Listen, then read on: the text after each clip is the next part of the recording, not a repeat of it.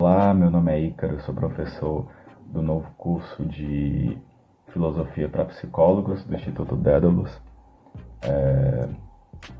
Esse vídeo tem mais como finalidade a minha apresentação e também discutir um pouco com vocês qual seria a alegada importância do saber filosófico para as teorias psicológicas.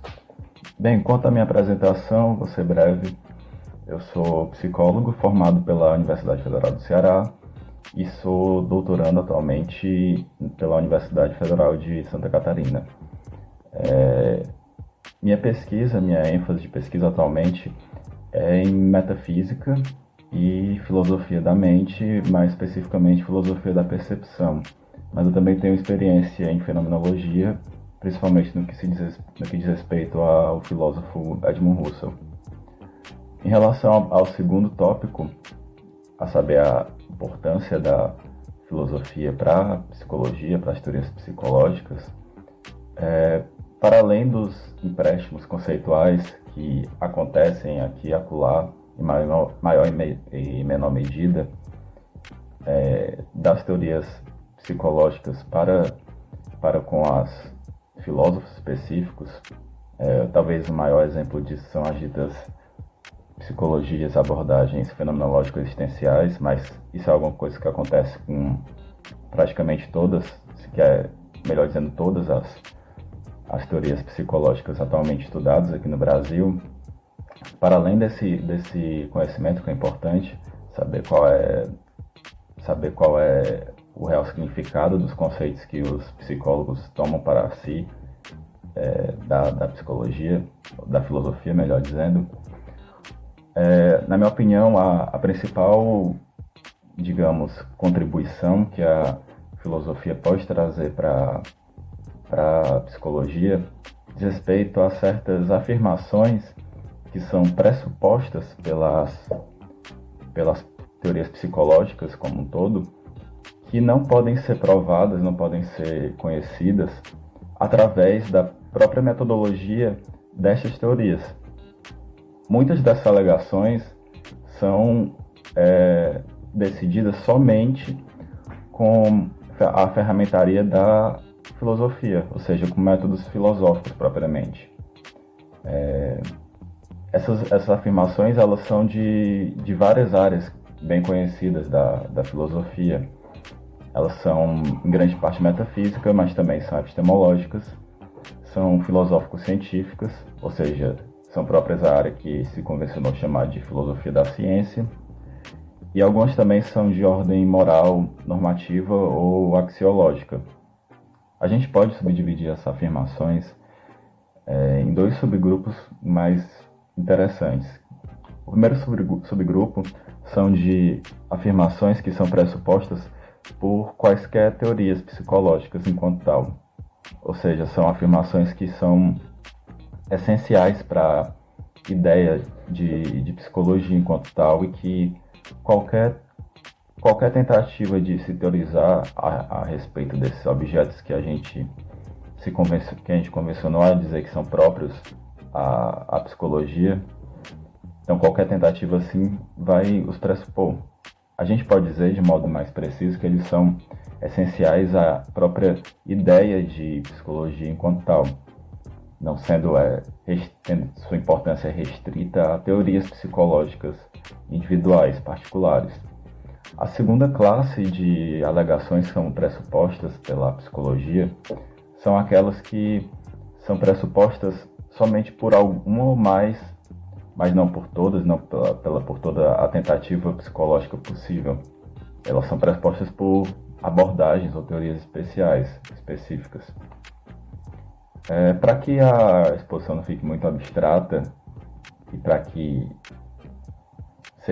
seja mais compreensível o que quero dizer com uma pressuposição, eu trouxe exemplos mais concretos do que seriam essas afirmações que são propriamente filosóficas, só podem ser decididas por metodologia filosófica, mas que são de algum modo pressupostas pela psicologia ou por alguma psicologia, alguma teoria psicológica específica.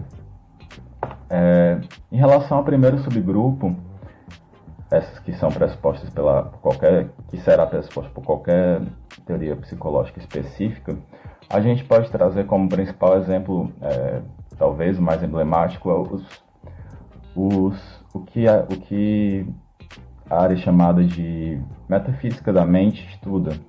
Ou seja, são afirmações que dizem respeito a não somente a natureza da mente, a natureza de outras coisas que são aparentadas com a mente, como eventos mentais, estados mentais, conteúdos mentais, energia mental, qualquer coisa desse tipo que envolva necessariamente a ideia de um sujeito ou de uma mente. Para além dessa caracterização geral do que consiste isso, distintamente, o que consiste nisso, diferenciando de outras coisas que não são isso, também estuda algumas condições de possibilidade, em outras palavras, como é possível a gente colocar entidades como entidades mentais, principalmente em interação, em coexistência, melhor dizendo, com entidades ditas físicas. Então, como é que é possível que no mesmo mundo coexistam esses dois tipos bem distintos de entidades? E mais especificamente, como é que é possível tendo um mundo que é composto por entidades que são propriamente materiais e localizadas e tendo extensão, ao mesmo tempo coexistindo com entidades que não têm nada disso? Existem algumas tentativas de resposta, são mais ou menos conhecidas essa questão. Existem abordagens que vão dizer que se trata da mesma coisa, ou seja, que conteúdos, que representações mentais, eles se reduzem a entidades físicas, o que é a conhecida abordagem redutivista. Outras de caráter dualista vão dizer que realmente se trata de dois reinos separados. Que nesse caso, ainda dentro dessa área mais geral de metafísica da mente, sobram ainda vários questionamentos sobre, mais sensivelmente no que diz respeito às interações, se elas são causais ou não entre mente e corpo, porque hoje em dia é meio difícil negar que o cérebro influencia de alguma maneira o que a gente pensa, o que a gente sente. É possível com uma estimulação cerebral, hoje em dia diretamente cerebral, induzir os mais variados estados psicológicos possíveis. E no outro extremo, a gente também diz, em algum sentido plausível, que estados mentais causam comportamento. Ou seja, por exemplo, eu posso dizer que foi a dor que causou alguém gritar e coisas do tipo. Então, essas afirmações sobre como essas coisas são possíveis, elas são pressupostas por qualquer teoria psicológica, na medida em que postulam entidades que são aparentadas ou envolvem conscientemente. E são parênteses, no caso do behaviorismo, né, que alegam que não se postula a ideia de mente. Bem, mas a postulação de entidades como comportamentos privados, que vai sofrer o mesmo tipo de problemas de qualquer outro tipo de conceito aparentado com mente. Eles vão padecer dos mesmos tipos de questionamento a respeito da sua coexistência com entidades materiais, a sua caracterização essencial, coisas do tipo. E dizer que, por exemplo, a forma de acesso deles somente a forma de acesso a eles é distinta das outros tipos de eventos, de comportamentos físicos, também não facilita muito esse tipo de problema. Eles vão permanecer do mesmo jeito, eles vão ter que dizer como é que ocorre a interação, se ela é do mesmo tipo de interação que acontece entre eventos físicos, vai ter que responder questões sobre a materialidade disso e todo o resto, e tudo que acontece com formulações usuais e de mente. Outro tipo de alegação que é pressuposta por qualquer teoria psicológica especificamente é uma questão clássica da epistemologia da mente, que diz respeito a como é possível o conhecimento de estados mentais ou eventos mentais ou qualquer coisa mental de terceiros. Qual é o tipo de evidência e por que ela é de fato uma evidência que a gente tem, que um terceiro tem, ao dizer que alguém, por exemplo, está em dor ou alguém está angustiado? Como é possível que esse tipo de conhecimento ocorra, já que não há um acesso direto a esses estados? E já que as teorias psicológicas se propõem a ser um conhecimento sobre os estados mentais de terceiros, já que introspeccionismo não é mais tão aceito, você não pode só teorizar sobre seus próprios estados mentais. Então é pressuposto que é possível esse tipo de conhecimento e portanto, por mais que no caso da psicologia não seja um mero conhecimento sobre estados mentais particulares, ou seja, de que alguém está sentindo dor, alguém específico, esse tipo de conhecimento ele é pressuposto que é possível que pessoas conheçam sobre estados mentais de outras pessoas. E esse tipo de conhecimento ele está presente, ele é pressuposto por qualquer teoria psicológica de todo. Sobre a segunda classe de alegações, a gente pode citar, por exemplo, a gente pode começar notando que intervenções clínicas de todo, eu falo isso de maneira geral, elas sempre vão pressupor uma finalidade a ser obtida com ela, um tipo de finalidade específica. Por exemplo, eu posso dizer, e essa pode ser a finalidade, alguém diz, da intervenção psiquiátrica, que ela é simplesmente aniquilar sintomas e transtornos mentais, conforme definido em manuais psiquiátricos. E para outras teorias psicológicas existem outras finalidades. Por exemplo, por volta de 1903, 1905, mas algo que o Freud levava de maneira mais ou menos modificada ao longo da vida, ele dizia que a finalidade da análise é o levantamento de repressões. Então eu preciso, para avaliar se isso é um motivo, se isso é melhor dizendo, se isso é uma finalidade plausível para uma intervenção terapêutica, eu preciso de ter metodologia propriamente filosófica para avaliar em que medida isso de fato é um valor. Por exemplo, dentre de outras questões possíveis para se avaliar. Então, para que eu tenha uma prática bem justificada, que certamente pressupõe que hajam valores justificados, que sejam, a gente pode dizer ainda, que sejam éticos, que sejam realmente desejáveis, isso não é conhecido, isso não é obtido com metodologia própria das teorias psicológicas, já que elas mesmas pressupõem que essa resposta já está dada. Com isso, psicólogos poderiam, por exemplo, retomando aquela